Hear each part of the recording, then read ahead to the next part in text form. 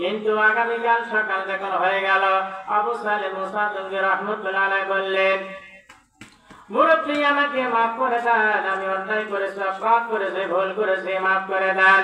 এবার মুরব্বী বলতেছে, আমি তোমাকে মাফ করতে পারি, আমার একটা শর্ত আছে, আমার একটা মেয়ে আছে, মেয়েকে যদি তুমি বিয়ে করতে পারো তাহলে আমি তোমাকে মাফ করে দিতে পারি। আমার মেয়েটা হলো কানা, খোঁড়া, ঠসা, ন্যাংরা, লুলা, অনেক কিছু বানা দিয়েছে। আবু সালেহ মুসা রাহমাতুল্লাহ আলাইহি চিন্তা পড়ে গেলেন, কি করা যায়? এই অন্ধ, কানা, খোঁড়া কেমন করে বিয়ে করা যায়? বিয়ে না করলে মাফ করবে না। আল্লাহর নবী, বিশ্ব নবী মুহাম্মদ রাসূলুল্লাহ সাল্লাল্লাহু আলাইহি সাল্লাম বলেছেন, যারা আমার মা বোন আছে, বাজান মা বোন যারা আছে, মা বোনেরা ভালো করে শোনেন। আল্লাহর নবী বলেছেন, যখন তোমরা জামা তৈরি করবে, তোমার জামার ঝুল হতে হাতের কবজি পর্যন্ত, বলেন সুবহানাল্লাহ, কোন পর্যন্ত? কিন্তু পুরুষ মানুষ হাতে